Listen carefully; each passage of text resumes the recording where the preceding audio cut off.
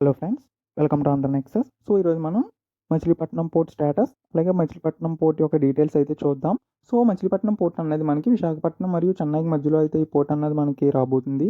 So, అలాగే ఇటు హైదరాబాద్ దగ్గరగా ఉండడం వల్ల ఏంటంటే, తెలంగాణకి ఇంటర్‌లాండ్ పోర్ట్ కింద మనకి మచిలీపట్నం పోర్ట్ అన్నది ఉండబోతుంది.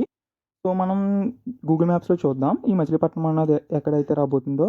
సో, ఇది చూస్తున్నారుగా, ఇది బందర్ పోర్ట్. ఇది అప్ టు 1970 వరకు అయితే ఇది ఆపరేషన్‌లో ఉంది. కానీ తర్వాత సరైన మెయింటెనెన్స్ లేకైతే ఇది క్లోజ్ చేశారు. సో, ఇక్కడ నుంచి మనకి దాదాపు 8 కిలోమీటర్స్ దూరంలో మచిలీపట్నం పోర్ట్ అయితే రాబోతుంది. సో, చూడొచ్చు మనం గూగుల్ మ్యాప్స్‌లో. సో, మనకి ఎక్కడైతే రాబోతుందన్నది ఇక్కడ మనం చూడొచ్చు. సో, మన గూగుల్ మ్యాప్స్‌లో అయితే ప్రెజెంట్ బ్రేక్ వాటర్స్ వర్క్స్ అయితే మనకి ఇక్కడ జరుగుతున్నాయి. సో, రోడ్ కూడా కన్‌స్ట్రక్ట్ చేశారు. సో, మనం ఇప్పుడు ఏరియల్ వ్యూ చూద్దాం. వర్క్ స్టేటస్ అన్నది ఎక్కడి వరకు వచ్చిందన్నది. సో, సోర్సెస్ ప్రకారం ఏంటంటే దాదాపు 50% దగ్గర వరకు బ్రేక్ వాటర్స్ అయితే కంప్లీట్ అయ్యి, ఓవరాల్‌గా అయితే దాదాపు 30-35% వర్క్స్ అయితే మనకి మచిలీపట్నం పోర్ట్ ఫినిష్ అయ్యాయని చెప్పొచ్చు.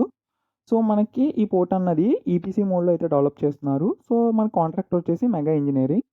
సో, ఈ పోర్ట్ అనేది ఫేజ్ 1లో మనకి 5253 క్రోర్స్‌తో అయితే ఈ పోర్ట్ అన్నది డెవలప్ చేస్తున్నారు.